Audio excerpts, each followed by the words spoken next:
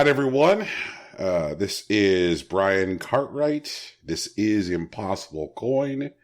And it all comes down to this. This is the very serious business episode. We've all shown up in our business outfits. Every one of us is carrying briefcases filled with important business documents.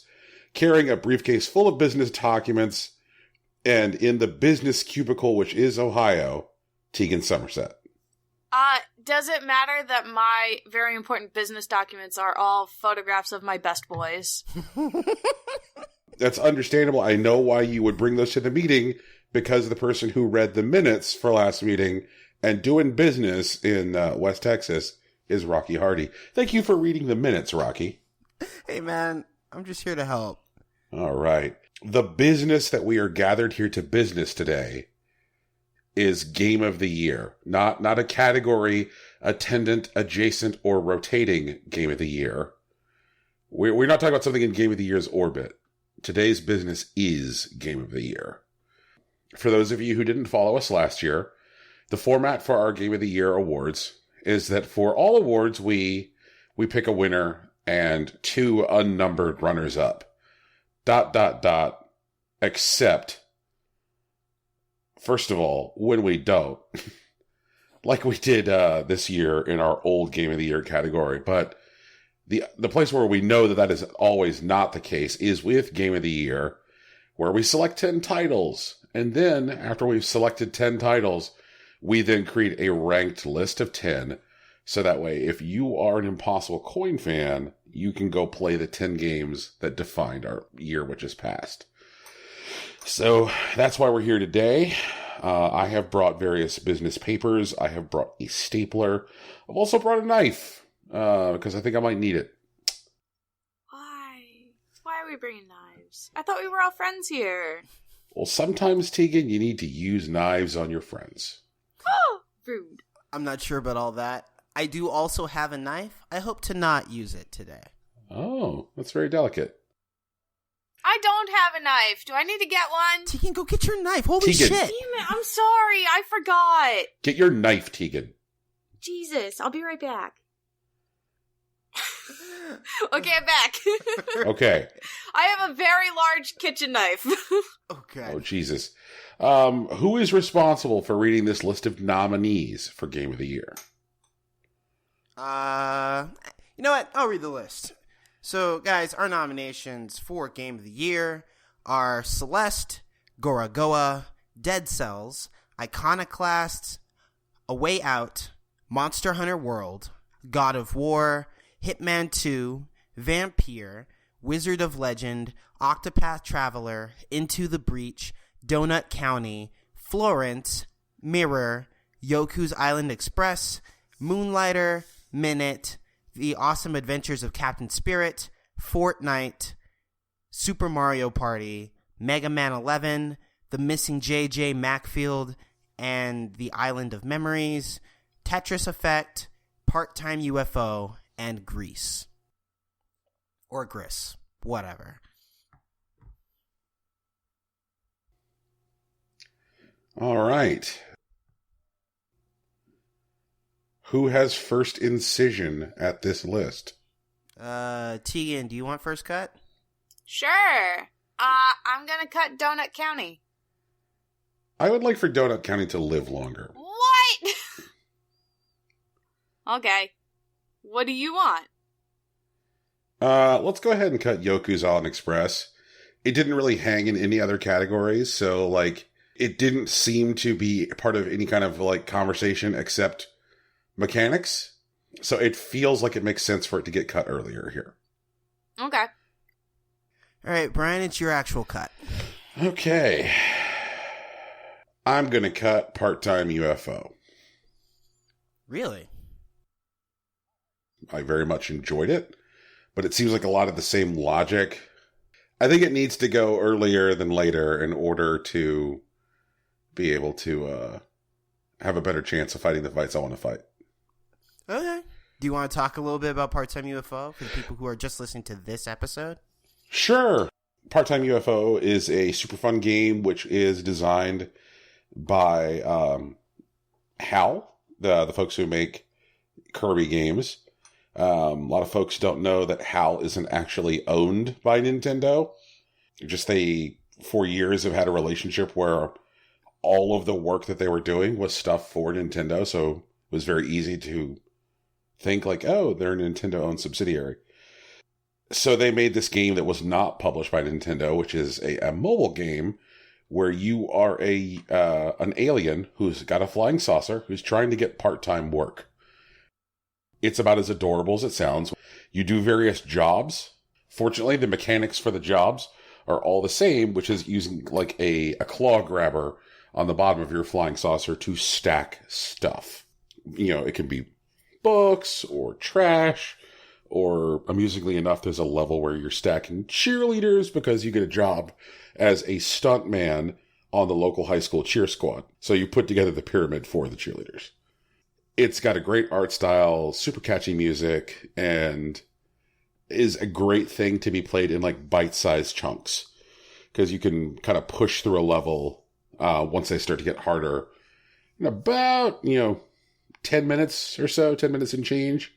So it's kind of like fun to sit down, figure out how to accomplish a level, see if you can do it, see if you got the chops, and then put it away. Fun game. If they pitched this to Nintendo and Nintendo said no, Nintendo was wrong. It's worth playing. I also don't think it's going to make our top 10. I want to cut Fortnite, if that's cool with anyone. Yeah, I'm cool. Brian? Sayonara, flossing. Okay. To be fair, though, I feel like we should say Fortnite did win Game of the Year with the golden joysticks. Mm-hmm. So it's not like it hasn't won things with other people. I believe it won several $1 billion. Yeah, several $1 billion. Wow, amazing. So much money. Jesus. Fortnite is a pretty alright game that has completely captured the cultural zeitgeist. Like, it has the culture in a chokehold. And it's mostly because of really young kids. Because its gameplay loop is nigh unstoppable. It's a fun game to play with some friends. You jump in, you shoot some shit, you build some buildings, and you win, and then you lose, or you do it all over again. It's a good time, but it's definitely not one of my favorite gameplay experiences, and I don't think it's as close to the hearts of this particular podcast, which is why it gets cut here. I agreed. In fact, I am just grumpy enough to be like, Battle Royale has taken away attention from Save the World, and if I was going to go back to Fortnite and spend some time, it would be with Save the World. Ooh, Save the World's actually pretty big right now, too. Like, I mean, they're definitely second-class citizens as far as, like, development goes, but it's definitely expanded since when we messed around when the Founders Pack came out. Well, that might be something to take a look at. All right. I believe Tegan, it's you. Yep. I'm gonna cut Vampire. I can see it. Do you want to talk about Vampire a bit? Vampire was fun. It has a really good story, but not a ton of replayability. So, like, we enjoyed it while we played it. Looking forward to a potential second installment, but not really one we're gonna be, like, visiting often. Okay. I like that you guys are all, like, chessing it up over here, and I'm just like, I don't know, I like games! Unless, of course, you like are chessing games. it up, and you're just playing it very close to the vest. God, if I were that skilled, all of my games would be Game of the Year. No, I can't wait till, like, year 3, year 5, where Tegan's, like, actually joining the strats and she, like, uses this against us. Like, Tegan's just, like, she's just hanging out and then just like, nope, she's playing, like, 12th dimensional chess over here. Let's go ahead and cut Gree. Mm, And let me tell you why. okay, go ahead. It's a game I came to very, very late in the year. It's a game that I haven't even gotten to the end of yet. And I think that if I had more time to spend with it, more time to chew on it, then it's something that I might be more emphatic in saying is part of my games of the year. So I want to make this cut not because I believe that the game is in any way bad or less than. I want to make this cut because I don't think it's necessarily reflective of our collective experiences. I think I'm the only one who's played this, unless, Rocky, you've spent some time with it that I'm not aware of. Yeah, I've played Gree. Okay. I think while you are trying to do the right thing, I think you might actually be acting in bad faith. To that end, I would like to offer you... Whoa. You can't just back up into besmirching my character and then just roll past I'm it. not besmirching your character. This is what I'm saying. You don't think that you can fight for Gree right now because you don't think you have the audience for it. I'm telling you I'm part of that audience. And I think there's a conversation about Gree. Rocky, that's literally not what I said. I said that I don't think I've spent enough time with it in order to, in good faith, argue for it. Right. But I think that's undercutting how great Gree actually might be. So I want it to live a bit longer. I'm not besmirching your character. I'm not even attacking you right now. We're talking about how great Gree might be as a hypothetical. There are games here that we definitively know are great because of the time we've spent with them. Definitely. Do we want a game to live longer because it might be good? I know. No, that's what I'm saying. I know Gree is good. And I want it to stay on this list longer. Okay, then what do you want to see cut? Super Mario Party. Okay, well, I see that you... Alright, I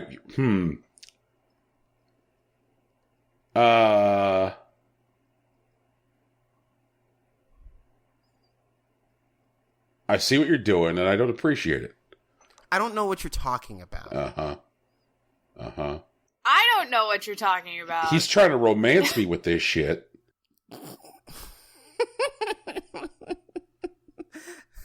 I can promise you, Brian, this is cold, calculated chess right now. This is fucking very provocative.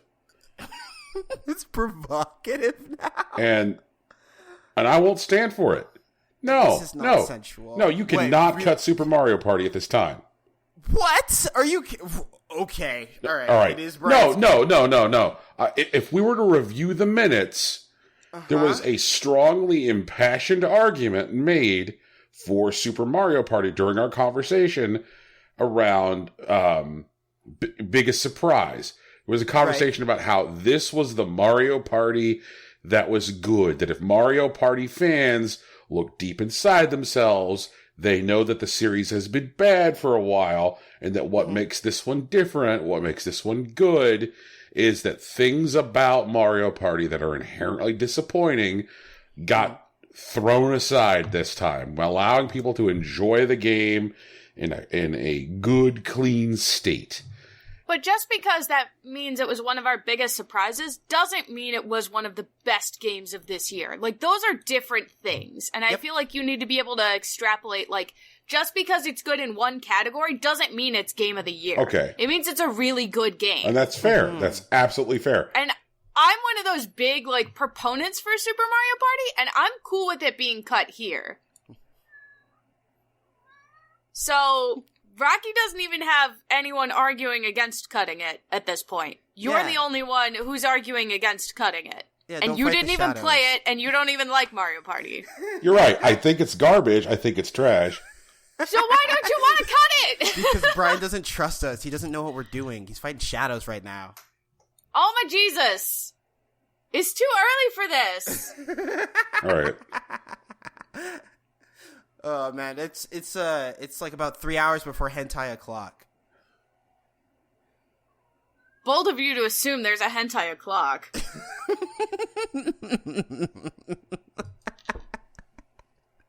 Wow. Oh man. Okay, so Brian, I still don't want you to cut Gree, and I would prefer that you cut Super Mario Party instead. Do you not accept my sacrifice? I accept your bullshit chess move. Okay. All right, bro. Not everything is a chess move. What? I know. Oh, Tegan, that's true. Not everything is a chess move. But when something is a chess move, you call it what it is. I know, Nico. Why can't we just talk about what our favorite games are? Why has everything got to be chess? I'm not even good at chess. It takes practice, Teeks. I'm not good at chess either, I can barely do checkers. Give me a break. Oh, man. You know what? Like, I feel like, I don't know how close we are, but I feel like we're about maybe 3 years from, like, checkers being, like, a solved game.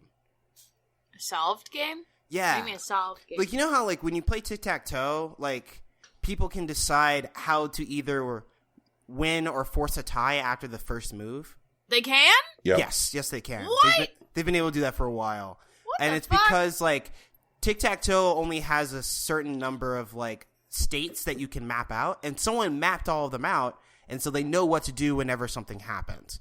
Checkers still has a bit more complexity involved, despite, like, you know, having, like, very simple pieces, but because the grid isn't super complex and there's only a certain amount of things you're able to do, you're closer to figuring out what to do to win when you get to a certain end state. But I don't think checkers itself is, like, truly solved yet, but we're getting there. It's like 5 years off, I bet. Why would you want to solve a game? So you can win every time, Tegan. I don't want to win every time. That's not fun. Winning all the time isn't fun. You know what? Actually, I agree with you Where's on the that point. drama?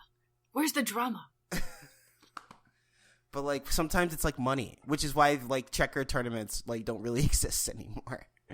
Oh, by the way, Rocky. Uh-huh. After the show, we gotta talk. Okay. I'm interested in that. I'm sorry. Really, my minutes are full of anime bullshit. So, Oh, that's actually, my bad. I brought the wrong minutes to this meeting. That's my fault. I missed all the ninth dimensional chess memos. Okay, well, Tegan, actually, I do want to talk about some anime with you, but we will do that after the show. Okay. Is it my cut? No, It's your cut. No, it's my cut. No, wait. No, it is.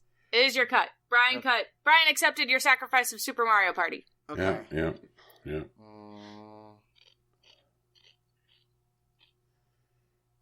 I would like to cut the missing J.J. Macfield and the Island of Memories. Why? Well, there's a couple of things, but the major pieces is that I think there are bigger battles to be fought. I think the missing is a very good little game, and I like Swery as a dude, but I don't think it was one of the best 10 games this year. That's where I'm at.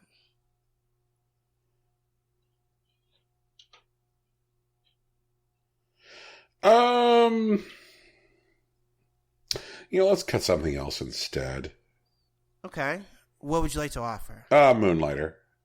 Moonlighter? No, thank you. Okay, then how about, if not Moonlighter, then let's try Wizard of Legend? I kind of want that one to hang out a little bit longer. What about Donut County? Let's see here. How about Dead Cells? You want to cut Dead Cells right now? No, you see what I'm doing, Rocky, right now is I'm pushing around the edges. Okay. How about I'm figuring Into out the what's Breach? protected. Nobody listens to me. We're not going to cut Into the Breach right now, T. Okay. Okay. I mean, I think the truth of the matter is I'm absolutely fine with the missing going right now. Yeah. Yeah. Okay. Then I'm going to go ahead and cut that. Alrighty. Bye-bye. It's at this point I'm going to remind everybody, because we do this reminder periodically, but every game on here is a great game, and you should invest some time into all of them. True. But not all of them can be Game of the Year. Well, I mean, to be fair, every game on this list is a great game or Super Mario Party. Okay, dude. You know what actually I've been kicking myself a little bit about? So I just recently picked up Hollow Knight, and, like, I watched a Games Done Quick speed run of it, and then I watched a 106% run of the game, and the stuff that you're able to do in the game is, like, fucking bananas. And everything looks so simple at first, but it's because it allows the game to run so cleanly. Like there's so much depth that just in animations and enemy movements, there seems to be like this really interesting like overarching story and this huge world in this like Metrovania like nonsense. It's so great, and it came out this year, and I didn't play it. I'm gonna be talking about it next year. It actually came out last year. Oh, it did? Yeah, the 2017. Yes, 2017. Okay. The console port to the Switch happened this year. Also, not a lot of people played it last year for some reason. I mean, I think probably it's a fact to do with like last year was incredibly packed full of like wild stuff. Yeah, 2017 was wild. So Hollow Knight kind of fell by the wayside, which is why it got so much attention in the early half of this year. I believe that, yeah. Man. But like, that game is crazy, man. Yeah. Whew, so much tech. So Tegan, it's your cut, right? Yep. Mm-hmm.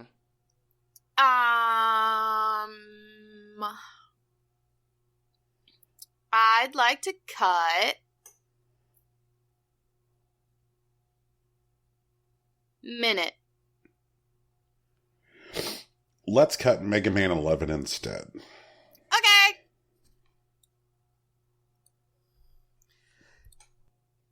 Tegan's the easiest to please. The easiest to please. Tegan's just like, whatever. Brian, you want to tell us about how Mega Man 11 restored your faith in the Mega Man franchise? Yeah, it's a really weird fucking thing. I did not think that was going to happen. I was pretty sure I had pissed $30 down the drain. I know that feeling. Sorry, that's a big mood. But I was like, yeah, I'm pretty sure this game is going to like not be as good as what anyone says, and that it's a bunch of hype. But no, it turns out it's Mega Man. Feels like fucking Mega Man. The gear system is really good, which is cool. Which also like allows people to find a style of play that fits them best, which is a really wild thing to say in the context of a Mega Man game. Yeah, usually it's just jump and shoot. That's all you can do. Yep.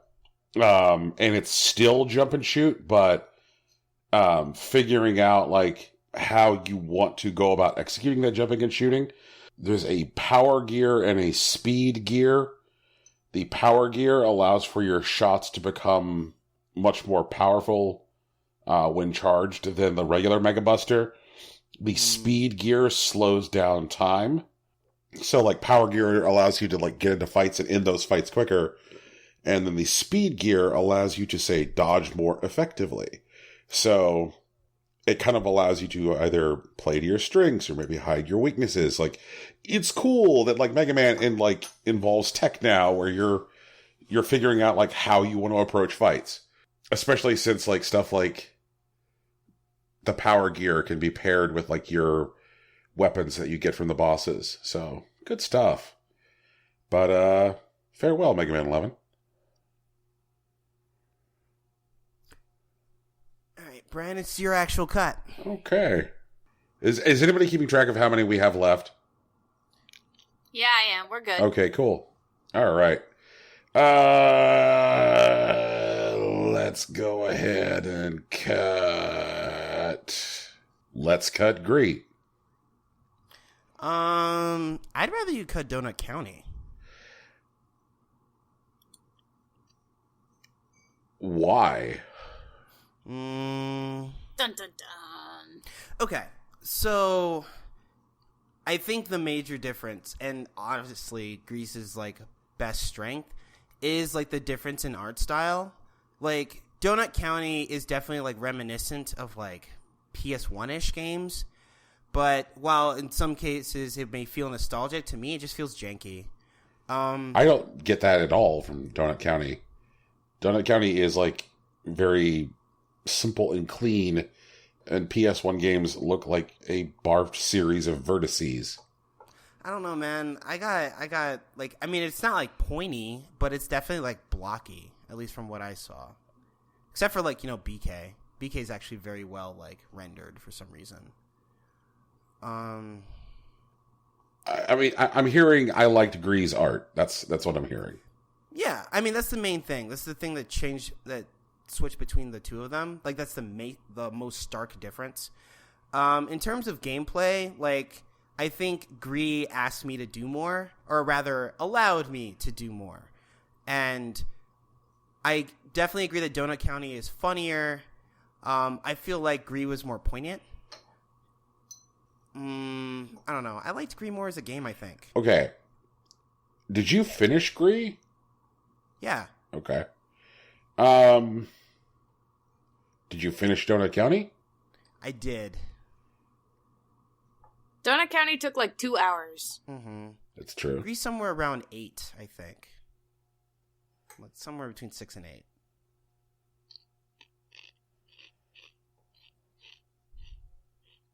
Like, I like Donut County. I think it's neat. I just think it's small. I don't think that small is a fair criticism. I think that if you're piling on bullet points, small's not real. Okay. Those are different statements. The first one I can understand your disagreement. I mean, small is definitely real. Like, there are small games, and I'm not using it. No, I'm just saying that like it's not a valid criticism. It's like saying like I don't like this game. It uses buttons. Like it just. I don't like games that use buttons. Fuck buttons. Let me try it this way. Touchscreen only. Donut County isn't a fully realized experience. Like, you feel like there could be more. Yeah, when I finished Donut County, I felt like there should be more game here. And that's one of my criticisms of it. I understand that it's short and it quote unquote respects your time, but I don't think... What the fuck is this quote unquote bullshit? That's what you say all the time. You're like, it respects my time, so he's quoting you directly. That's not a bad thing. It just is a thing that he noticed, and he's attributing to you. This is a game that respects your time. And it does. Like, it's not trying to ask you to do 25 hours worth of bullshit for 10 hours worth of story. I definitely get that. That's definitely a positive in terms of, like, gameplay. But I feel like there could have been more game here. I think there are more things that they could have done with the tools that they introduced to us, and they never did. I didn't feel that thing. I didn't feel that way about Gree. No, cut minute. Okay. Do you want to talk about Minute? Because once again, like, people might just listen to this one and not like the other three. Minute is a very clever game that respects your time. And it kind of takes the assumed play experience of the adventure RPG, the top-down adventure RPG, and kind of deconstructs how people approach it, which is generally with like some leisurely exploring and pussyfooting about, and says like, what if you weren't able to do that in an action RPG? What if you didn't have time to pussyfoot around? What if you couldn't pussyfoot around? And forces you to like think ahead and be very objective based. So it making you play an action RPG like the way you might play a shooter or a fighting game is a different experience. Where you're like, I got to think ahead. I've got to like figure out like, what am I going to be doing 40 seconds from now? Like, it's not something that you generally think like while playing, Link to the Past. So I think it's a memorable game in that it takes a genre and brings an entirely new way of engaging with it to the player.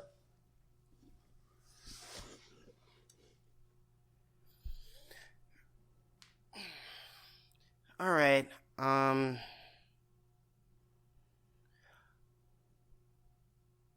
want to try to cut Florence.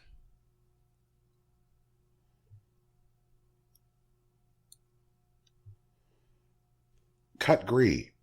Fucking stop. It's got to go. It's not going to make it. Why does Gree have to? Gree is not going to make this list. Okay. Why not?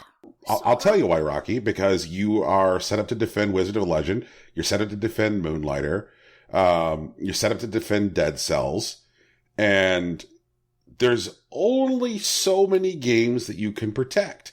And I haven't seen anywhere near any kind of amount of fight. Like, you didn't bring Gree to any of these previous categories over the last 3 weeks. There was no talk from you on that game. And so, like, I'm not prepared to, like, let you use it as some kind of fucking straw man this week. It's gone. It's done. Stop. A straw man? Okay. All right. I still don't want to cut Gree. Well, do you want to go ahead and pull the Band-Aid off, then? I'm sorry? Do you want to go ahead and pull the Band-Aid off? No, I heard you. I'm asking about what you're talking about. Okay. Then let's go ahead and get Monster Hunter World cut. Oh, no way. Are you kidding? Tegan, please describe to me your Monster Hunter World experience. Could have been better, but also did not decide to invest the time in it to make it better. Okay, well, you're not trying to apologize to Monster Hunter World here. Like, you're not, like, bringing flowers to a game. Did you have a good time with this game or not? I feel like if I had spent the amount of time that I probably should have with it, I could have. Okay, stop apologizing for it. Did you have a good... I'm not apologizing for it. I'm just saying I didn't take the time to invest the time to decide whether or not I would be you've decided good at that it's your fault that you had a bad time. Yeah, because I played, like, literally 4 hours of the game and went, that's enough. And you don't think that the game has any accountability for you having a bad time? I didn't have a bad time. I didn't have a good time. I had a very neutral time. I had a lot of fun, like, talking about how I fucked up playing the game with my friends by running into things and then sharpening my blades like an idiot. Uh-huh.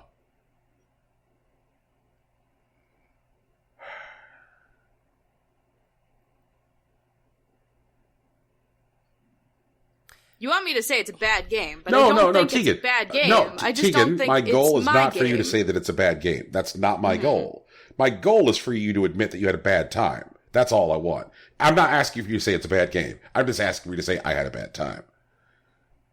But I didn't have a bad time. Horseshit. Because I didn't really spend a lot of time with it. What? So, like, anything that takes 4 hours or less, you can't evaluate the quality of the time spent? I mean, it depends on how much game there is. Does that mean that movies don't get evaluated on their quality because they're less than 4 hours? Come on. If I can play a game more than 50%, it's the same thing with anime for me. Like, I give an anime 4 episodes to make me invested. That's a third of the anime season right now. Like, I'll give you 4 episodes, and if I'm not invested after 4 episodes, this isn't an anime for me. If I'm not invested after, like, 25% of your game, it's not a game for me. And if I don't play a game long enough to get to that point, oh well. Like, I don't have time for all these games. That's not a bad thing. Just because this game wasn't one that I felt like I needed to invest time in, doesn't mean it's a bad game. The game failed to engage you. No. I don't say it failed to engage me, because, like, you can't do anything in 4 hours of a game. Horse shit. Maybe you can, because you're good at games, Brian, but I suck at games.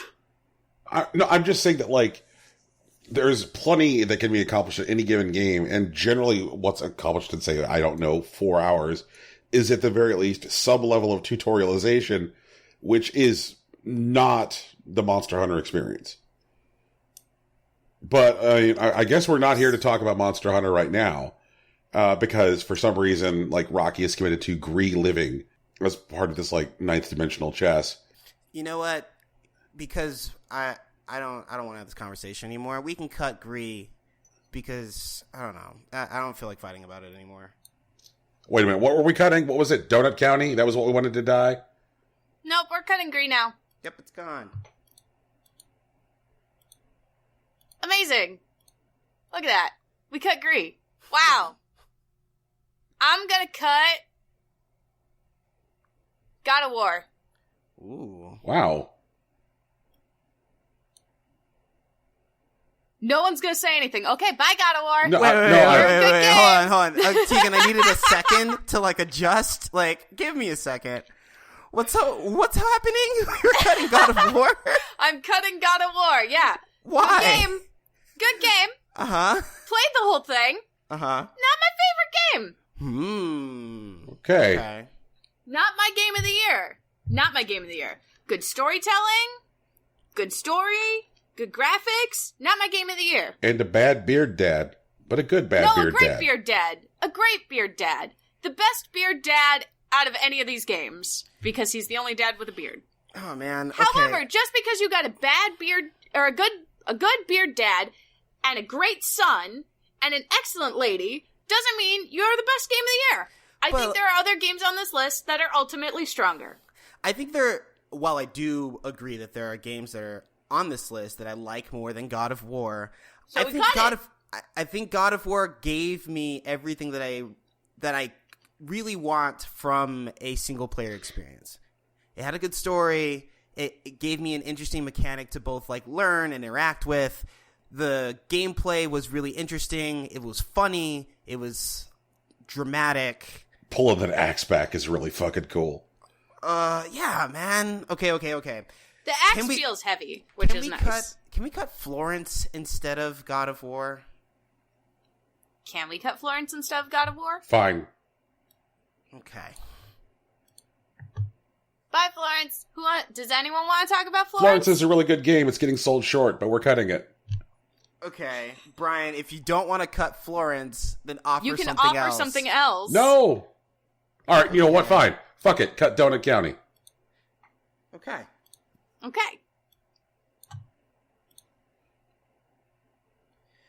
I just want a free play mode in Donut County. Yeah. I want to be able to donut the whole town, all at once. That entire map they show you when you're up at the raccoon, headquarters, I want to donut that whole thing. And they don't give me that option. # disappointed. If the game that we have is Donut County, right? Let's say you blow up that, particular, facility or whatever that's, oh no, it starts with a G. The observatory, Gifford? What is it called in L.A.? Griffith. Thank you. The Griffith Observatory, I feel so shitty. I was there, in June. My friends got married there. I'm an idiot. But what's it called? After that, after you do the Griffith Observatory, you end up in some other, shitty neighborhood or, suburb of, L.A. or whatever, and you could do the same shit. Or do similar shit, you know? And then, it, adds up to a larger plot where this raccoon definitely has way more power than any raccoon should ever have, and that could have been fun. I just wish the game was bigger, but that's okay, because maybe they'll do something episodic. Maybe they won't. Maybe this will just be all the Donut County will ever get, and that'll be a shame. But even still, it's a very good game. Yes. That. Brian, it's your cut.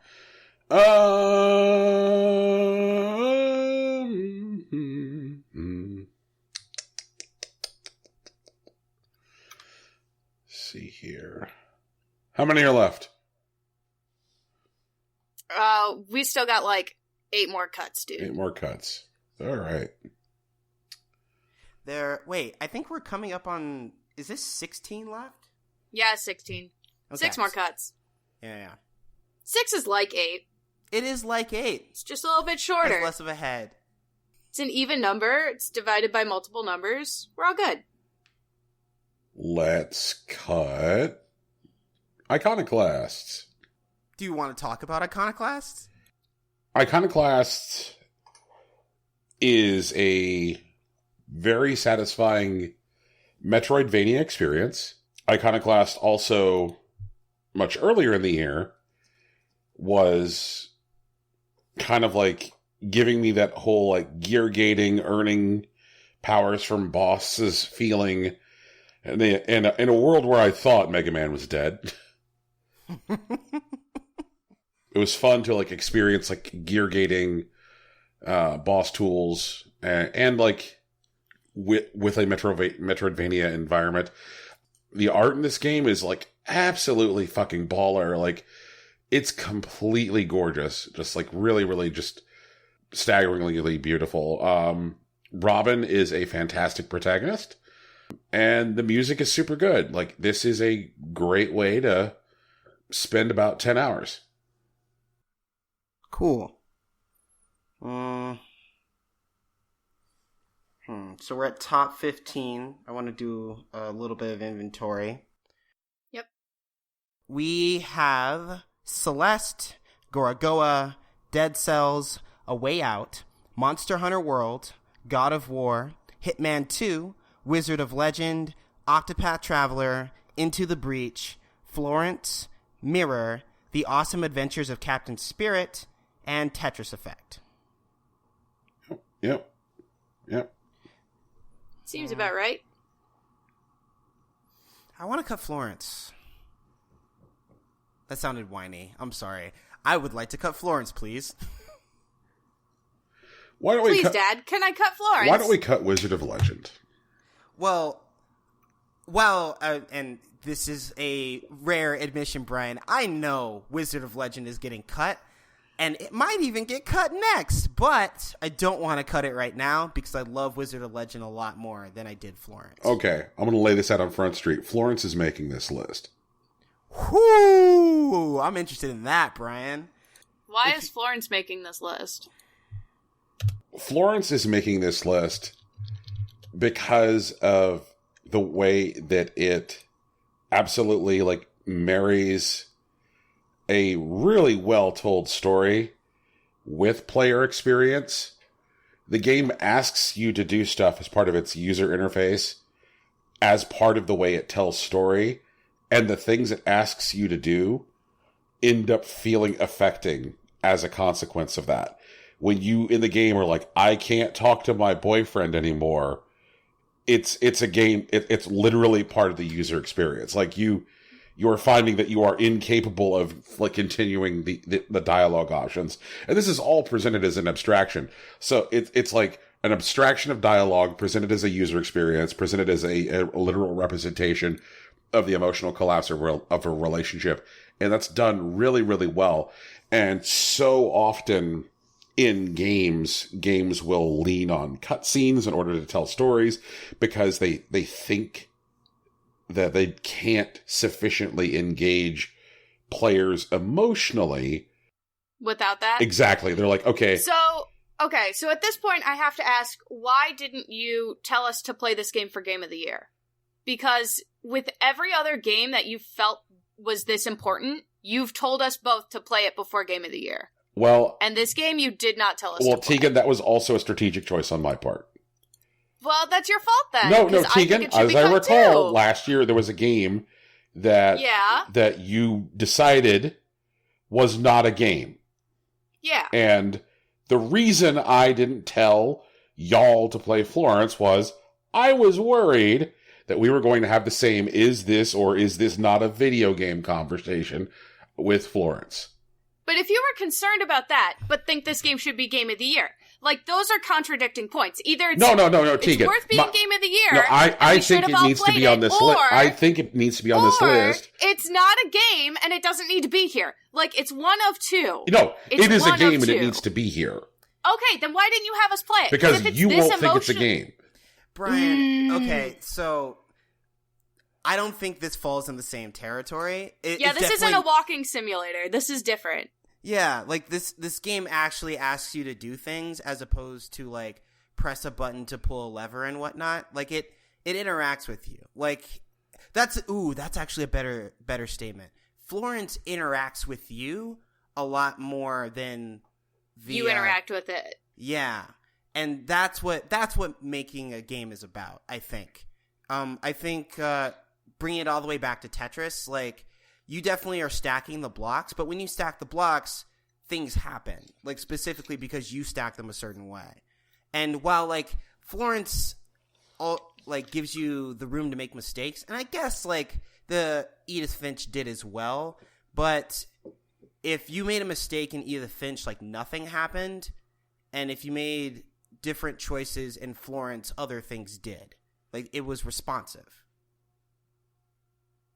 But I understand There were that wrong apprehension choices that you in had. Finch. I still think you probably should have pulled the trigger on that one. I did play Florence. I know Tegan didn't, and I think she would have liked it. I don't think she would have said it wasn't a game. But I play dating sims. I play actual dating sims. If this is the failure of a relationship, that's a dating sim. It is a dating sim. I like dating sims. Brian, you fool. Although it would have been funny to like have Tegan come back and it's like, what?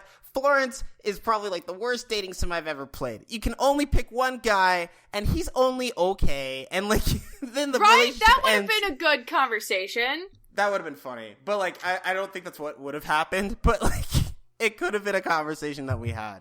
It's true. Well, now I'm going to have to play it and argue about it for Old Game of the Year next year. That'll be fun. I'm interested in that.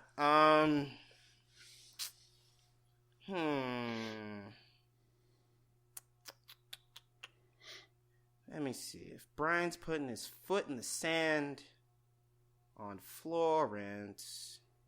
Okay. I'm going to cut Wizard of Legend. For people who don't know, Wizard of Legend is a top-down magic brawler made by a small indie studio. I believe I can't remember if it's Contingent 99 or Continent 99. I think it's Contingent 99. Basically, you are a unnamed wizard with a cowl who's challenging the wizard trials, and you go through a couple of levels. There's only 3, and you are trying to defeat these wizard sages to become the Wizard of Legend.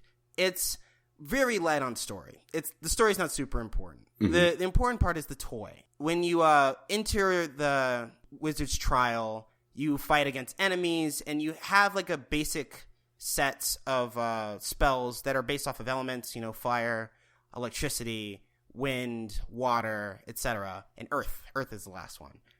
You string together these spells and combos to keep yourself safe, but also clear the dungeons.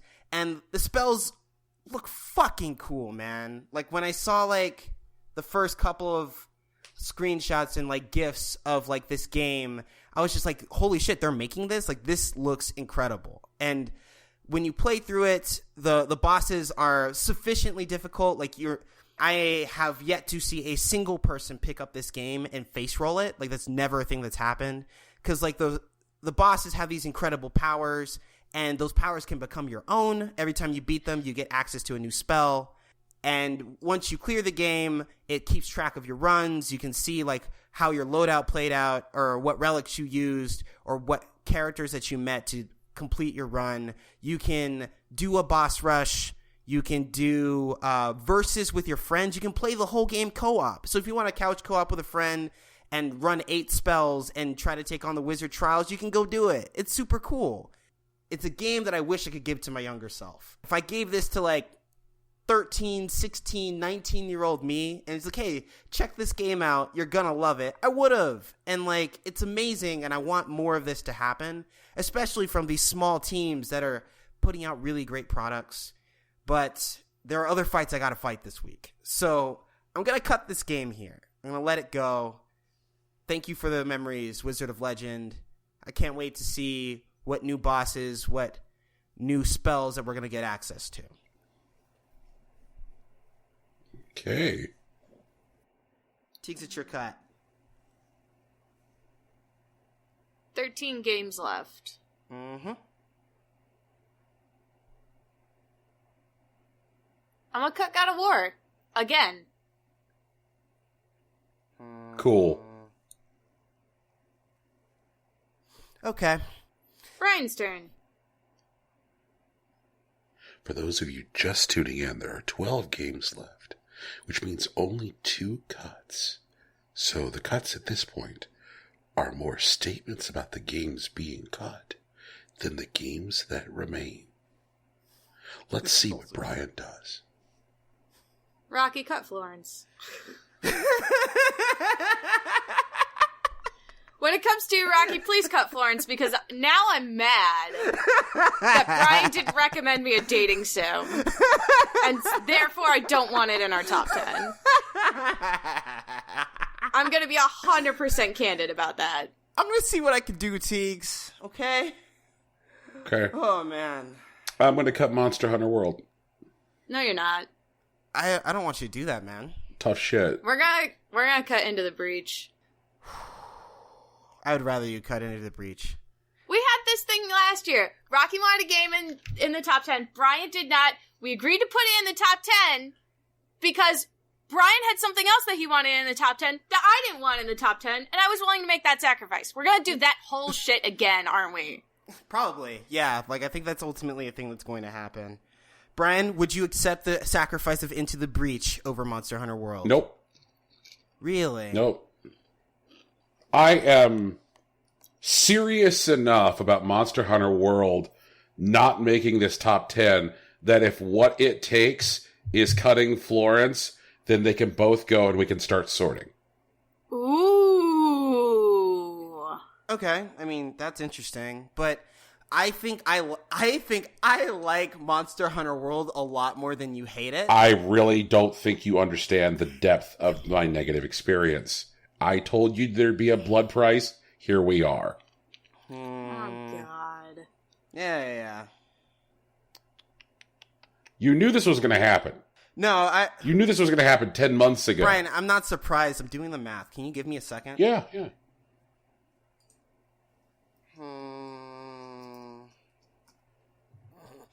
Okay. This is what I'm going to do. Brian, I'm going to make you an offer. It's a pretty good offer. I still have a bit more in my pocket, but Okay. This is what I'm going to give you. Is what's in your pocket peanut butter? I want you to cut Into the Breach and Dead Cells to leave Monster Hunter World alone. Rocky, those are your babies. Apparently they're not if he's willing to have them cut. Because Monster Hunter is his baby. He played more Monster Hunter, I think, than any other game this year. I don't think it's fair to cut it because that's his gaming experience. And if you want this to reflect our gaming experiences as a whole, then Rocky's absolute passion for this game rivals your absolute distaste for this game. And that's just how it is. And it can be number 10, it can be the very bottom of the top 10 list, but it's gonna make it there, Brian. Tegan, don't come at me with logic. That's logic! That's what happens! It's gonna be number 10! Get over it! Yeah. Oh my goodness, it doesn't have to be in your top 10. It's Rocky's like number 3 game of the year! Brian, will you accept my sacrifice? Rocky, Monster Hunter World will make this fucking list. No, It'll make it at number 10. don't cut It'll barely eke it in. Don't cut Dead Cells. We got to figure something else out. Okay, fine. I will give you Into the Breach. And Tegan, I need your advice on this one. Yes, okay. Would you rather us not include Octopath Traveler or Moonlighter? Ooh! Yeah, I know, right? Oh, that's a hard one. Oh, they're both great. They're both great, yeah. Cut Dead Cells. Okay. So we're cutting Dead Cells and which one? Or are we choosing the other one? It's Dead Cells, and I offered Into the Breach, but Brian didn't acquiesce to that. Okay. Wait, no. Isn't it Into the Breach and Dead Cells? So that way you guys can have both Moonlighter and I thought we were Octopath? discussing which one because you wanted Into the Breach. Yeah, if you want to keep Into the Breach, then we should talk about it. I want you guys to have Moonlighter. I want you guys to have Octopath. You had a lot of passion for both of those, the both of you. Let's do it. Okay, so I'm nervous. For anyone who's not familiar with JRPGs, we're on the cusp of a bad end. there is a scenario in which we do a certain cut and we get a ending that is not terrible, but definitely not satisfying. I'm looking for a good end. So I think we should look at this again to see what else we can do to try to push for a more satisfying ending to this story. Well, what do we have left? I think between Octopath and Moonlighter, I'd rather cut Octopath. I kind of feel that. because it is good, but I definitely was more, like, story-wise and stuff, it's really great. It feels like a D&D game, but, like, you get to be everybody. But I think I liked the more randomized nature of the dungeons in Moonlighter. So I'd be willing to cut Octopath. Okay. That makes sense for me. I think Moonlighter was probably a more condensed experience. Mm-hmm.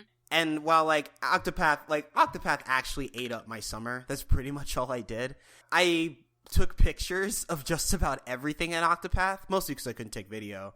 But, every time you could, talk with, a random, NPC and they had, a whole backstory or whatever, I screenshotted, every one of those. I really did.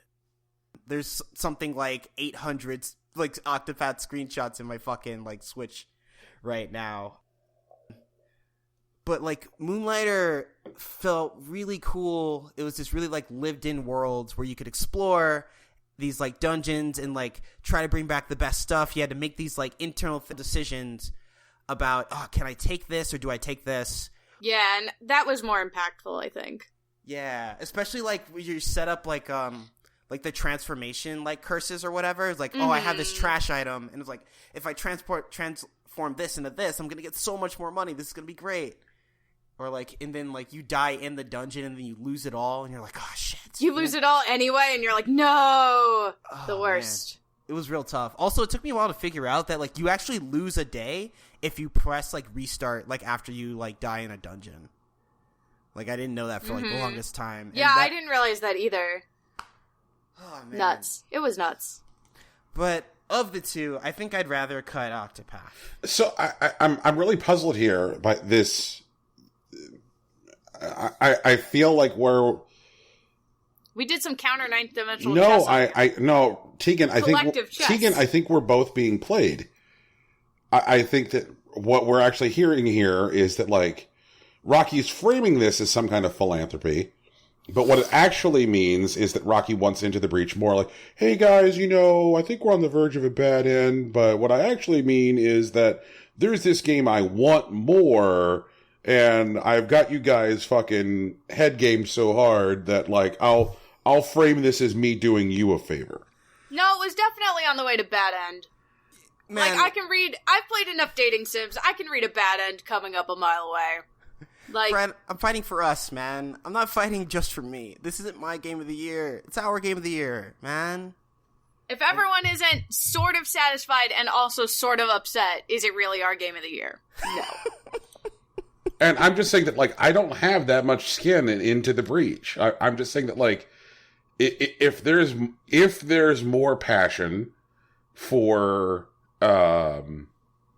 It's cool. It's cool, honestly. Mm-hmm. Octopath Traveler does not need to be in our top 10. It's a great game. I'm not sure it's as strong as some of the other games on this list. That's fine. Okay. All right. Yeah. I like how nobody even tried for Gorgo. We're just like, nope, that one was cool. It's been waiting a whole year, Tegan. I know, that one was fucking cool. Oh, man. Alrighty, so we got our top 10. Amazing, wow. So the last 10 games remaining are Celeste, Gorogoa, A Way Out, Monster Hunter World, Hitman 2, Into the Breach, Florence, Mirror, Moonlighter, The Awesome Adventures of Captain Spirit, and Tetris Effect. Coming in at number 10, at Brian's detest, is Monster Hunter World. What's number 9, guys? This is the real fight. This is the second form of the boss fight. I'm so excited. This is the actual fight. Okay, number 9. Well, I mean, we could come at this a couple different ways. Mm-hmm. I mean, we could put stuff in and then move stuff up and down. Or if there's something that we feel as a group is bound to number 1, we could kind of push up and down toward the center of the list. What do you feel like is bound to number 1, Brian? I feel like it's going to end up being one of two things. Okay. I think it'll likely end up either being Celeste or A Way Out. I'm not sure which means that they're likely going to end up being 1 and 2. But I right now couldn't tell you which one will be 1 and which one will be 2. Okay, this is a little unorganized, but it'll probably be fun. I'm interested. Let's try, like, doing a soft top 3 right now. Okay. I'm interested in Tetris Effect, A Way Out, Celeste is top 3. I'm interested in Tetris Effect, A Way Out, and The Awesome Adventures of Captain Spirit. Okay. Brian? If I were to look at a soft top 3, I would want to look at Tetris Effect, Celeste, A Way Out. Okay.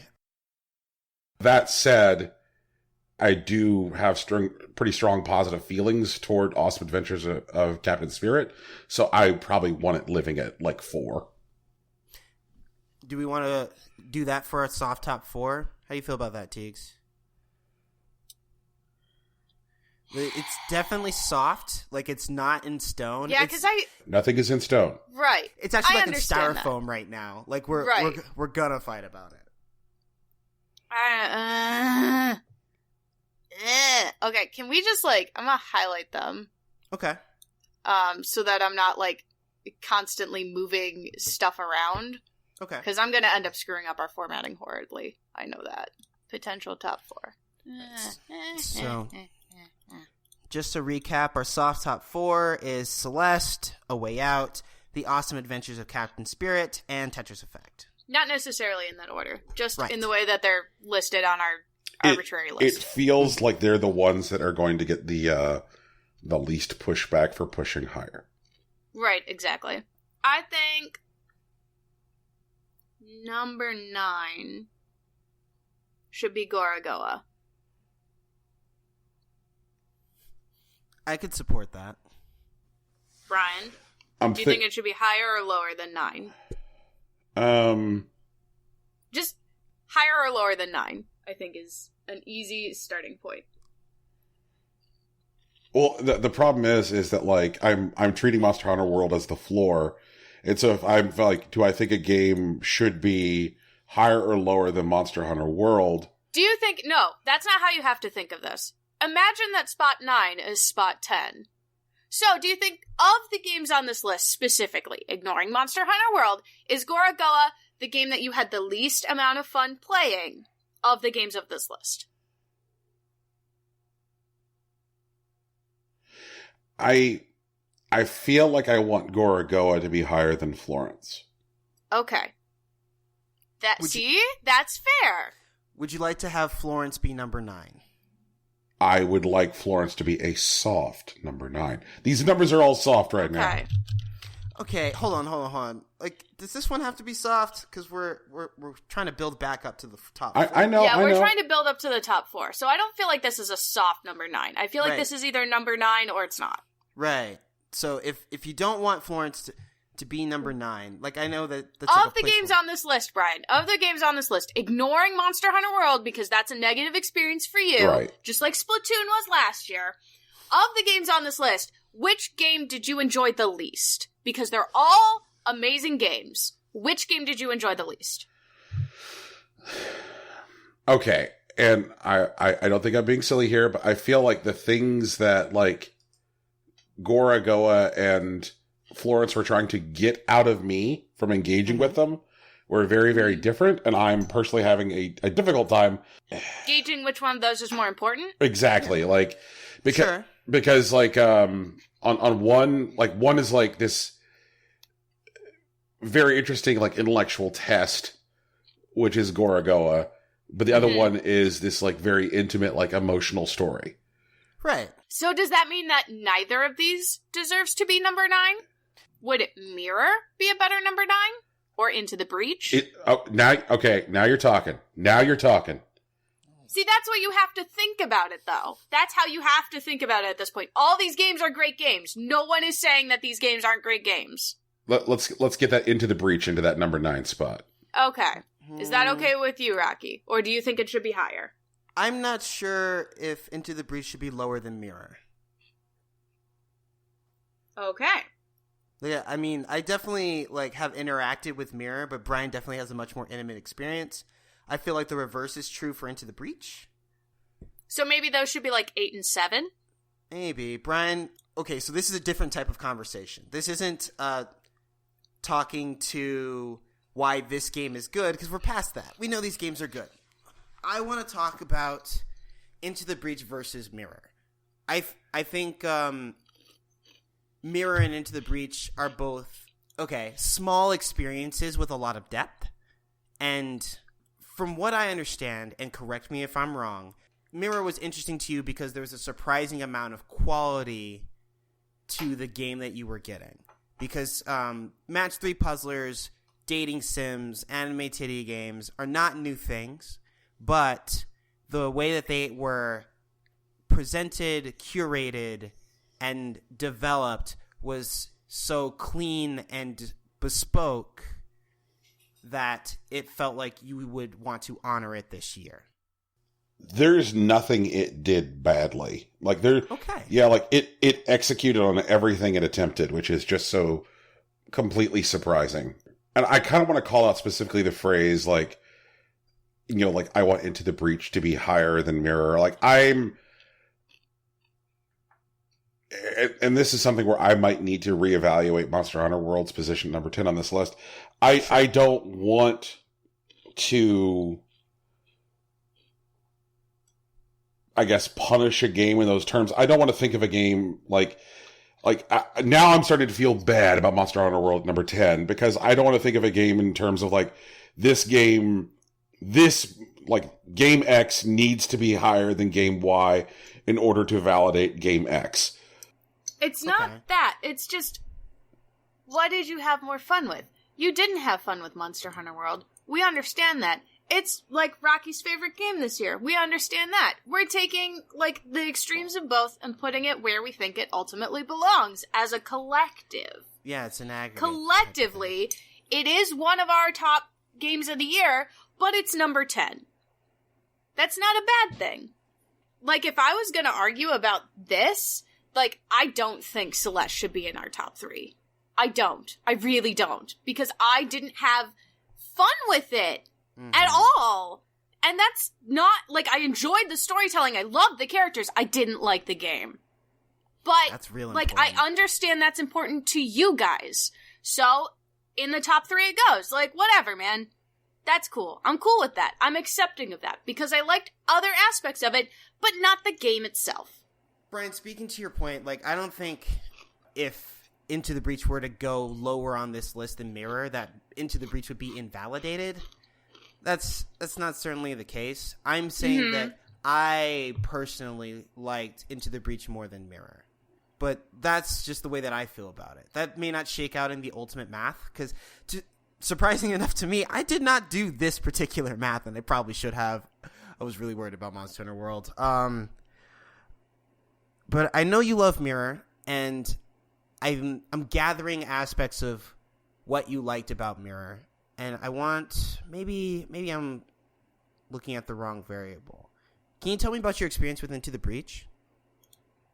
Into the Breach is probably some of the most fun I had this year being bad at a video game. Into the Breach for me is the yardstick of my experience with Monster Hunter World. Because when I would be bad at Monster Hunter World, I felt pushed away by the game. I felt punished in a very negative way. Oh, that was me with Celeste. I would sit there with Monster Hunter World and be like, why the fuck am I here? You know? But when I would fail at Into the Breach, it was a lot of fun. Like, man, I fucking washed out. You know, that's no problem. I'm getting to that 4th island. You know, like, it was very fun to hop right back in. Like, a lot like a game that we cut earlier, Dead Cells. Like, these were games where failure states encouraged additional play. And to fail at specifically Into the Breach was, you know, because of the turn-based nature of it, is a place where it's like very, very manageable for you as a player to figure out where and when you fucked up. Like, when was the moment that I hosed this run? Mm-hmm. And so, like, it's a thing that, like, allows you to get better, but it also allows for the progression of player skill to feel good. Like, it feels good. It feels good to be bad at that game. I'm getting the sense from what Tegan is saying right now about Celeste that it did not feel good for her to be bad at Celeste. I get that. Yeah. Especially because if I'm going to compare the two, Into the Breach does a lot of surfacing information to the player. Whenever an enemy is on stage, you know exactly what the enemy's going to do, where they're going to attack, and whatnot. Yep. And while the game feels like, and I'm going to quote someone here, a series of checkmate scenarios, and you just got to try to pull yourself out of them. Like, you definitely know, like, what's going to happen, but it's always terrible. In Celeste, when you fail a jump, it does take a bit more work on the end of the player to adjust to that. Like, sometimes you miss a jump, and, like, you're not entirely sure why, and the game is never really going to tell you. And so while, like, there are other tools to, like, bridge that gap, like, you can turn on things like multi-jump, which gives you additional ability, that doesn't really answer the question, why did I fail? Sure. And I guess bringing this to, like, you know, like a broader conversation about, like, how information is conveyed and what do players do with that information. In Mirror, before you go into each individual match, like, the game tells you, like, what the attacks are and what the specials are that what the opponent girl is going to have access to. Like, here's what her special is. Here's what her moveset is. So that way you're able to prepare going into the match. And during the match itself, one of the things which is maintained as on-screen information is a counter telling you how many moves until the opponent girl goes off. Yeah, until the special goes off. So that way you can know, like, okay, so, like, if you bring into the match, like, a move that freezes her from being able to do her special, you can know when to time using that ability. So, but it's conveying information. And also, like, when stuff happens, like when pieces get frozen or locked or are burning or are poisonous, like, there are really easy to understand, like, visual cues for those and explain what they mean.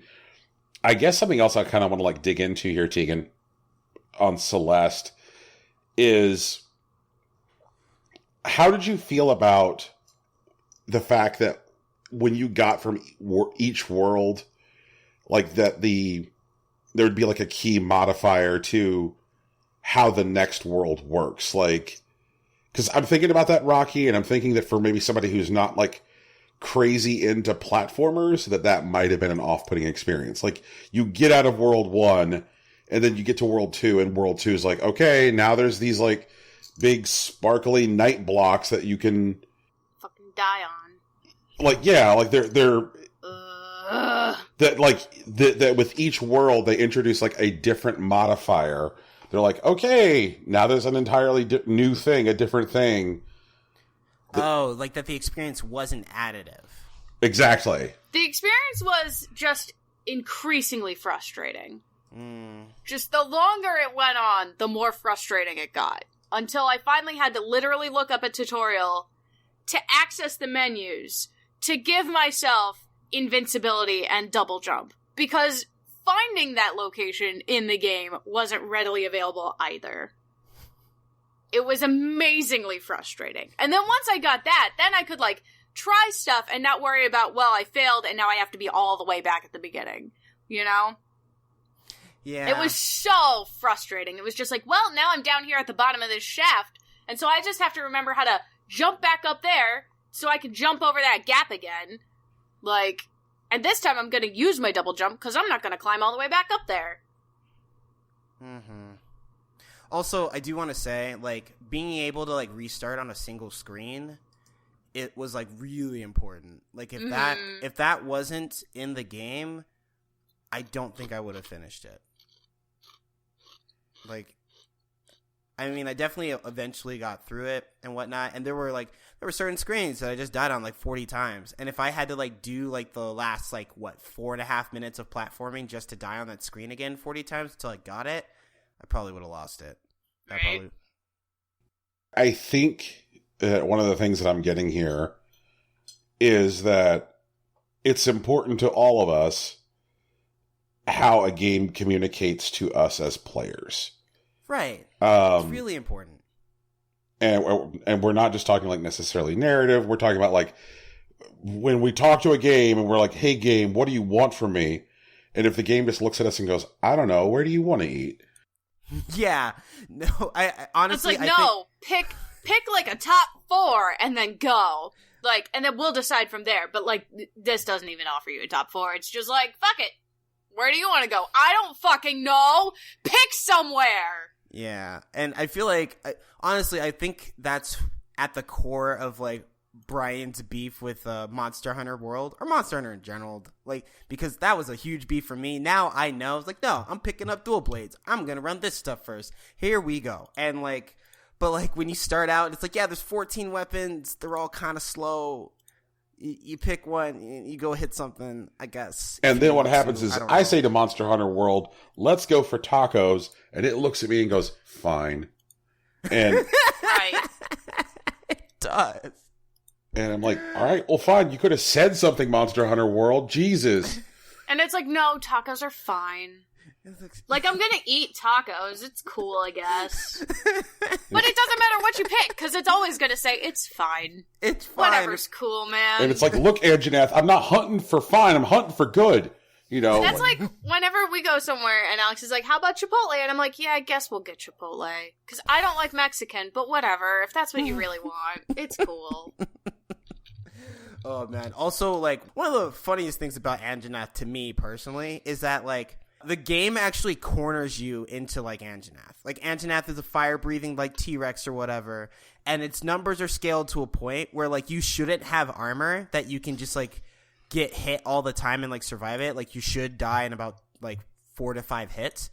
And there isn't a single armor that's available pre-Anjanath that has fire resistance.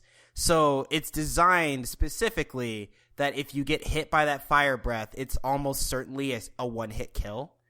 Like, even if you, like, try to stack... I don't even think you have the gems to stack defensive skills yet. So, like, Anjanath is specifically designed to be this wall for you to, like, learn... To, like, basically your first, like, pop quiz, like, hey, have you learned how to play this game yet? And it's really tough for a lot of people. And, like, myself included when I got there, like, outside of the demo. So, like, it's, like, Monster Hunter World is not the most, like, nice or, like, kind experience. And unlike games like Into the Breach, it doesn't do the best job of telling you what it's going to do before it does. So, I'm going to propose something very, very radical here, because this conversation seems productive. This conversation seems revelatory. It feels like that even though Rocky and I had a very, very positive experience with Celeste, that really in order to honor what it seems to be the collective priorities we have as players, Celeste needs to be lower. I can respect that movement. Yeah. Because what we're all saying here is that game communication is important, and Celeste didn't tell Tegan what it wanted from her. True story. Okay. And it didn't tell me how to find what I wanted from it either. No, I had to look that shit up, like, on YouTube. It took literally 20 minutes. I was real annoyed.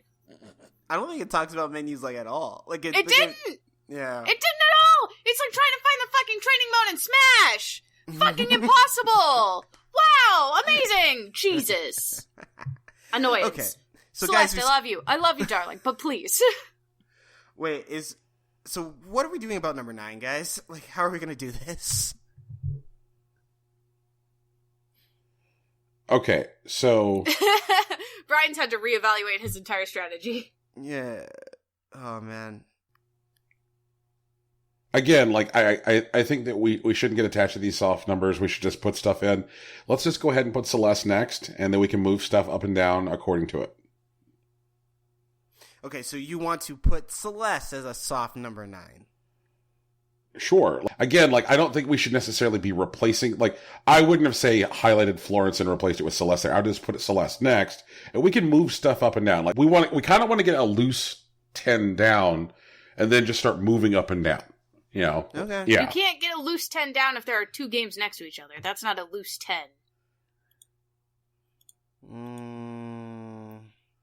Like, okay. Celeste and then Florence is like a loose placement. Okay, fine. Then we'll just put the nuts on the list. Let's say Into the Breach, Mirror, then Hitman 2, Gorogoa,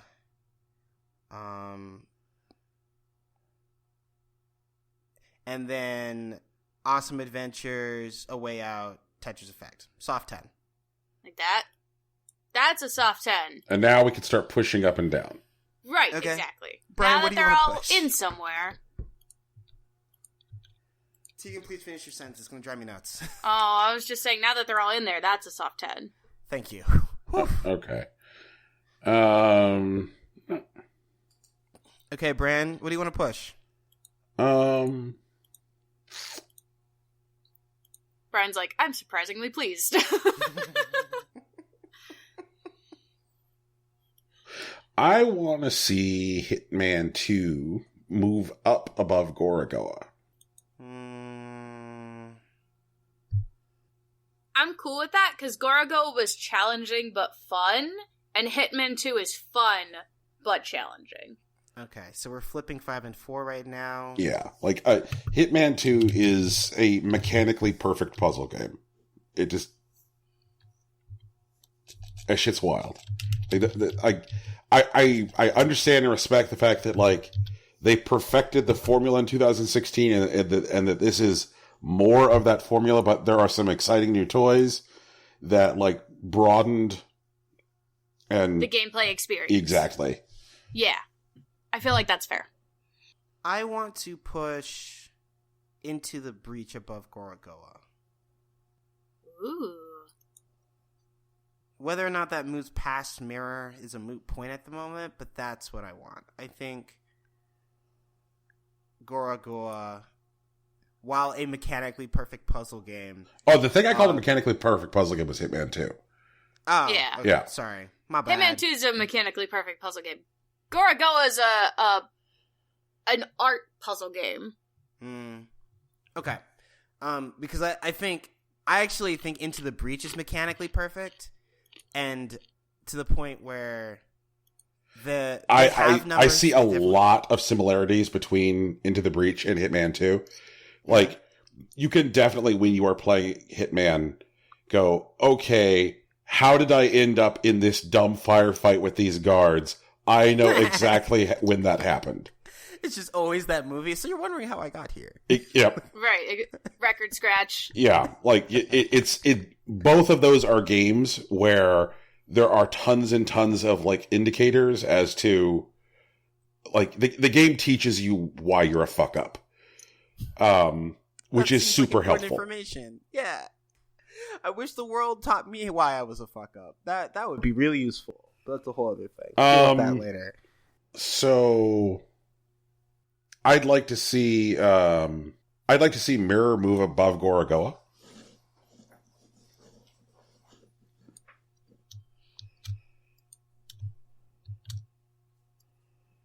Still below Into the Breach? I mean, I'd like to see it move above Into the Breach, but I'm not... I feel like so much of the logic for why I believe Hitman 2 should be where it is applies to Into the Breach. The same, like a lot of the reasons, like, this and this about Hitman, like, those sentences I could just swap out Into the Breach and put them into. Mm-hmm. And so I'm just like, I'm having a difficult time of, like, I guess reconciling that, you know? I would like to see Celeste above Florence. I can live with that. Okay. I mean, definitely, like, I'm very obviously attached to Celeste, so also attached to Florence. But I think that, like, the relationship I see between those two games has to do with, like, their emotional storytelling, because they're both stories about, like, young women learning to prioritize, self-care and loving themselves. Mm-hmm. Oh man, I really want. Okay, so like, Brian did a 180 on Celeste because I remember, like, it was in the summer, I think. I remember back in the day when, like, Brian, like, first, like, it was interacting with Celeste, and he's like, man, like, what's up with all these stories? They're just like, and then she learned to love herself, you know? And I'm like, yeah, dude, like, that's a compelling arc. And it's like, but, like, why do all these games have to have this, like, story arc? And it's like one of the most compelling arcs of 2018. Like, now Brian's all the way down. Like, I love it. It's so good to me. I'm very happy with that.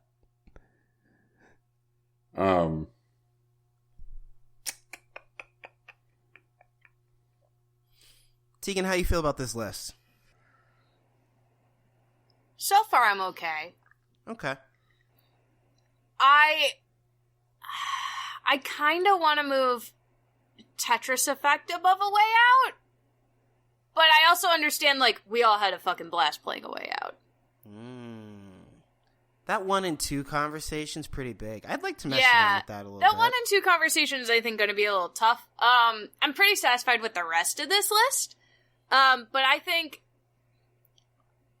God, like, this year was just so stressful overall, and nothing has relaxed me the same way Tetris Effect has, and, like, at the same time made me just, like, decompress. You know? No, Tegan, I think I'm with you. Like, A Way Out gave me a lot of good, like, laughter, which is really healthy, especially considering, like, everything else.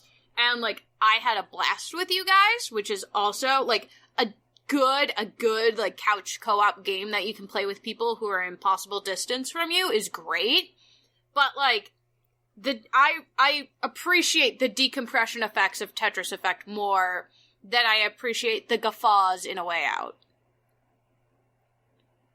But that might just be a this year thing, you know? Like, if this was any other year, if this was, like, pre-2016, like, maybe that would be different.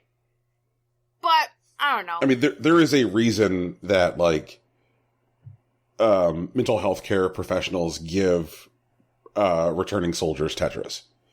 You know, like, it has, like, medically proven curative properties. I can send you guys a whole bunch of, like, really boring, like, essays by doctors and papers on the subject of Tetris. And the fact that, like, that, I think that shit's dope. Please don't call it boring in my presence. I don't appreciate that. Okay. Tetris Effect isn't boring. It's fun. No, I'm saying that dry academic writing is boring. Not the possibility that Tetris is actually good for people and is actually, like, a healthy thing. Like, that's very exciting. But, like, I enjoy some quality dry academic writing. All right, then I apologize for bagging on academic writing. I'm a dork. No, it's okay. It's because I'm a dork. But Tegan, I completely feel what you're saying, and that, like, Tetris Effect for me also came along in the absolute right year. Because I've had a year, and Tetris was, like, a good part in, like, navigating that. And, like, when I finally got around to that game, I'm like, oh my god, this is fucking perfect. It's fucking perfect. And it's not just fucking perfect because it's Tetris, because Tetris is, like, inherently fucking perfect. Mm-hmm. But, like, it's doing all of the right other things. Like, I want, like, aliens to play Tetris, man. Oh god, yes. Like, why don't we shoot that shit into space? Like, I hope we have. Like, even if we haven't, I hope we have. Please. Oh, man. Please. NASA, listen. We have an idea. It's something Elon Musk could actually do. that fucking It is. Oh man, I'm gonna add him today. It's like, yo, buy a PS4, shoot a copy of Tetris Effect into space. But like, Mizuguchi has always been like super good about like finding ways to like have music and light and trippy rhythms just be the most relaxing shit. Like that dude has been chilling me out since like 1999 with Space Channel 5 and true, right? Yeah, and like his games are always just like, and now you feel better. You play Space Channel 5, you feel happier. You play Rez, you feel happier. You play Luminesce, you feel at peace. Like, and so like when you give that guy the fucking Tetris like toolbox and you're like, go, that shit is just fucking perfect. It's fucking perfect. To everyone who's ever lived. Like there was a reason that we automatically disqualified Tetris when we were talking about like best gameplay, or most satisfying gameplay, because we're like, if Tetris is part of this conversation, it automatically wins. And I feel like in this conversation about the top 10 games of the year, Tetris automatically wins. Okay. So Tetris is our new number one. Well, Tetris Effect, excuse me. Yeah. The newest Tetris. The newest and best Tetris is our favorite game this year because, like, wow. Fucking stressful as hell. Like, wow. Wow, really? This year was stressful? Wow, really? 2018 was like 8 years long. God. January's been like 1,000 years. January's been 1,000 years already. And it's not, I'm tired. We're like 2 weeks in. I'm tired already.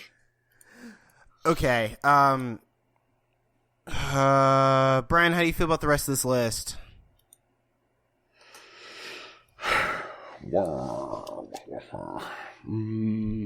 Ooh, also, like, Hollow Knight has really good wah-wah. It's true. Are we gonna have a category next year for best wah-wah? I'm interested in that, but only if Animal Crossing actually comes out. Animal Crossing's gonna come out. Oh, man, Animal Crossing's gonna come out. I want to believe, Teagues. I want to believe. It'll either come out in March or November. Oh, yeah, we did the math. We did the math. Heard it here first. March and November. New Animal Crossing. I hope it looks like it does in the fucking Mario Kart track. It was so pretty. True. Man.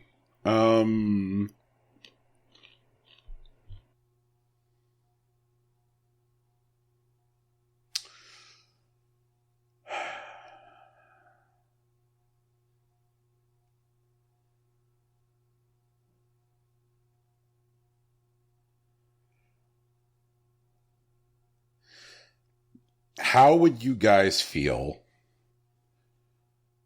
if Hitman 2 and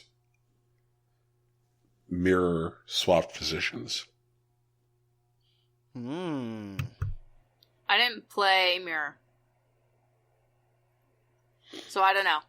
Man, it's a lot coming from Brian. Hitman's really fun though. It's true, but this list represents us, and both of those games are games that that strongly define my year. But there's very, very few places in this top 10 to, I guess, hashtag make a statement. And I really want people to play Mirror. And I want them to play Hitman 2? I do want them to play Hitman 2, but I think that, you know what, that's fine. I think it's fine. Because, I mean, Hitman 2 does have it's a vibrant fine. Wait, community. is this an it's fine, like, we're going to tacos? No. Or is this an it's fine, like, genuinely this is cool? This is cool. This is not a going for tacos. It's fine. Okay. If it helps, I mean, you know this, but Mirror was like the second best reviewed game on Steam this past year. I do know that.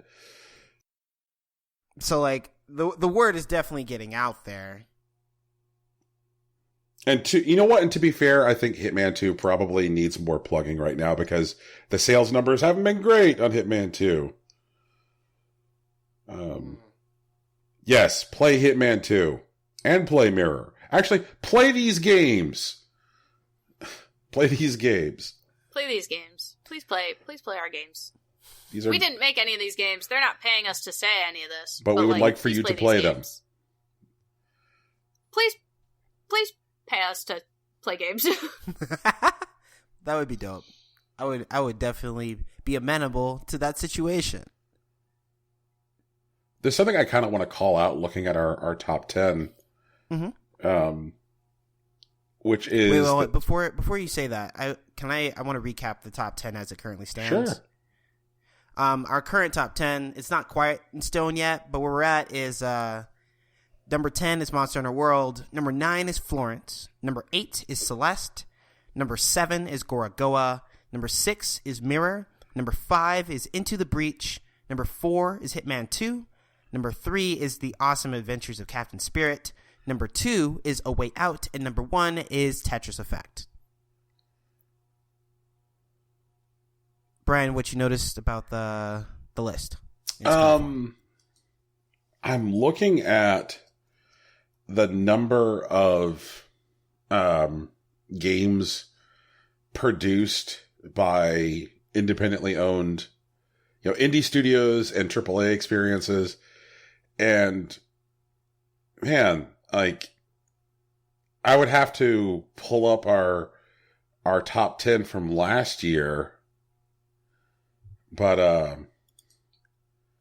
can do that. I have the skills. But it feels like there's a stronger indie presence here this year. Yeah. Our top 10 last year was What Remains of Edith Finch and Splatoon 2 and a tie at number 10. And then we skipped to number 8, where it was Cuphead, then Life is Strange, Battleship Brigade, Mario Rabbids Kingdom Battle, Persona 5 Assassin's Creed, Doki Doki Literature Club at number 2, and Breath of the Wild at number 1. All right, so how many AAA major studio releases did we have last year in the top 10? Let's see here. 1, 2, 3, 4, 5. Yep. So there were 5 last year. Wait, what were the 5 last year? Zelda, Origins, Persona 5, Mario Rabbids Kingdom Battle, and Splatoon 2. Yep. Okay. And then this year, major studio releases. Tetris Effect is a major studio release.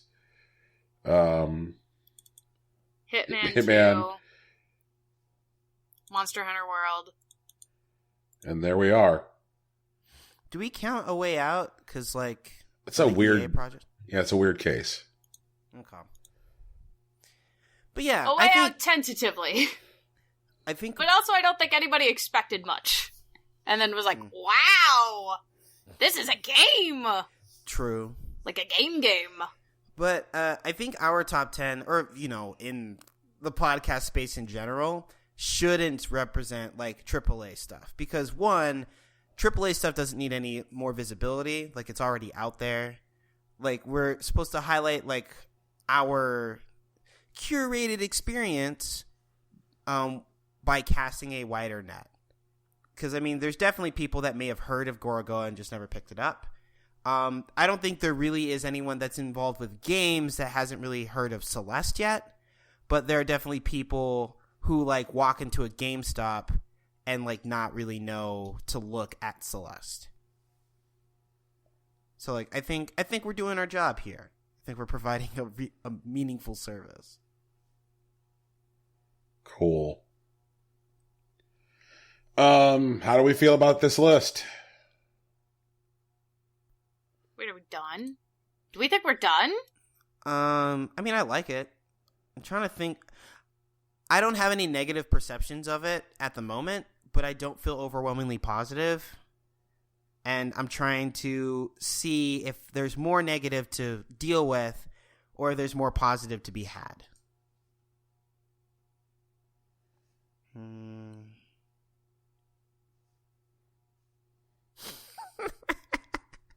Oh, that was so stupid. I'm sorry.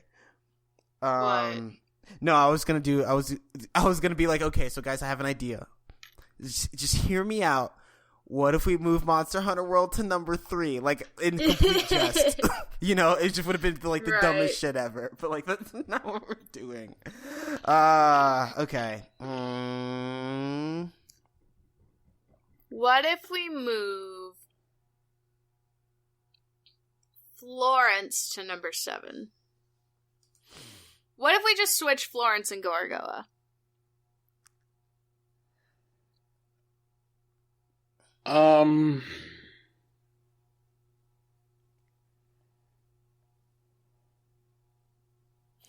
We could move Gorgoa to number 8.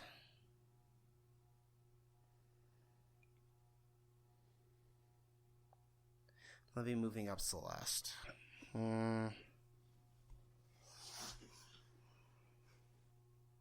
I think I'd be cool with Florence and Celeste swapping spots. I kind of like Celeste where it is at number 8. I think, and oh man, I'm going to do what Brian did last year, Tegan. I think you would have had a real positive experience with Florence. Mm-hmm. And since you definitely had a measurably negative experience with Celeste, I think you'd like it better a little slightly up.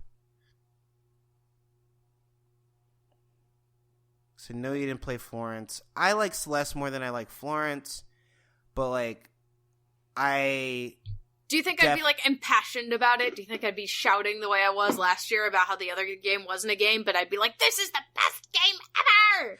I don't know if you'd call it the best game ever, but like, if someone came for Florence, you'd be ready to fight. Okay.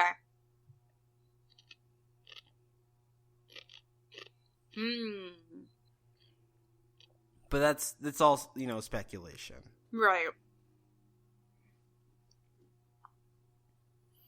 That sounds like me, though. Mm-hmm.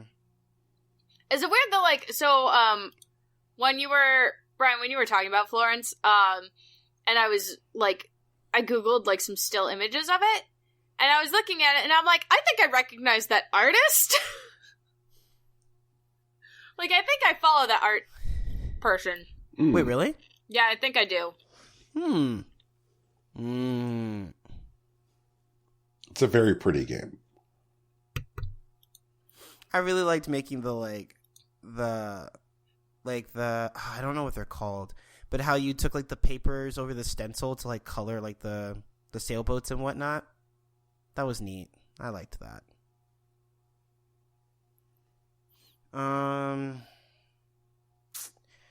You know what? I'm cool with where this list is.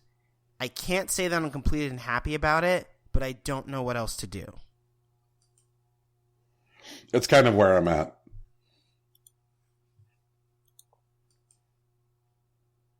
So we leave it alone? We're good?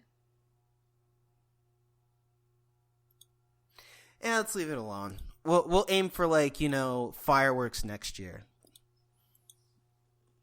And I kind of feel bad I did not game out this top 10. I should have. I definitely gamed out the other part to selecting the top 10. I did not game this out. I probably should have. I don't think there's much to game out. Well, I mean, these are all good games. True. Well, I'll talk to you guys after the show, because I'll show you some of the things that I worked on in preparation. Do you have a separate doc where you keep where you guys both keep all your little notes? You keep your game plan? Ironically, I keep making new notes for different stuff, but yeah, I made one specifically for Game of the Year.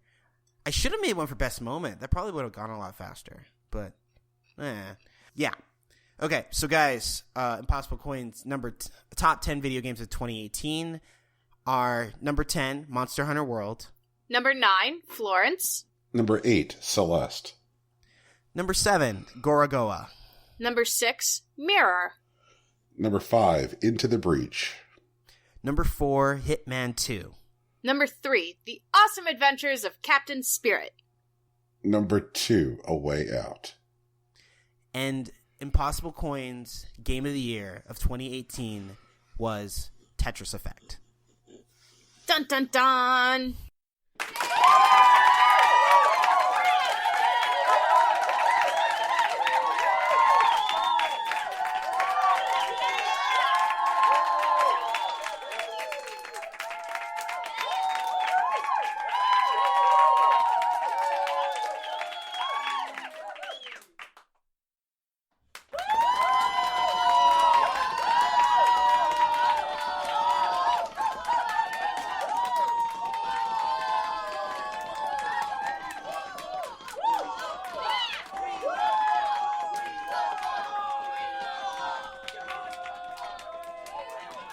Okay.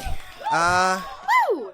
We did it. Yeah, that's our show for this year. Tune in next week where we go back to our regular format where we talk about the games that we played while we were playing Game of the Year and then discuss news. Yay! Because some It'll of be that fun. happened. Holy shit. Yeah, there's been a lot of news. Like, wow. Maybe we just do a news dump for the next episode, like just to catch everyone up. Just Hey like guys, in all case you news. missed it, I'm not talking about that right now. We'll get there. Tegan, we're going to make a joke about how, remember, Activision and Bungie both love you. They're just not in love with each other anymore. Oh, no. No, I was going to talk about how... The Overwatch thing. No, not even that thing. Oh man, really? Yeah, something that's breaking as of today, where our favorite asshole YouTuber has done something else. Oh, god damn it. No, we'll do that later. Okay, so guys, this has been our show, Impossible Coin. There are others like it, but this one is ours. What the fuck is Logan Paul done? No, we're not doing this. Not right now. We're guys, doing that okay, later. So It's if you later. guys liked our show, or if you didn't, we would really appreciate feedback. You can hit us up on the Facebook, the Twitter, or the Tumblr, where you can speak to Brian, myself, or Tegan, respectively. Or, if you would like to, you can leave us a review on iTunes, Google Play, or Stitcher. And if you leave your review on iTunes, Brian owes you a special gift. He promises. There's music at the beginning and end of this podcast. It's produced by our friend Big Sach. You can find him on soundcloud.com/Big Sach NJ, or you can find him on Twitter at Hillary_Swank. And then Brian says, well, guys, that's our show. Well, guys, Peace. That's been a year. It has been a year. We're tired. Are you tired? We're tired. It's okay, we'll all be tired together. Yay! Let's take a big ol' nap until next week when we talk about new games that release in the new year. Yay! Peace. Bye! Later. It's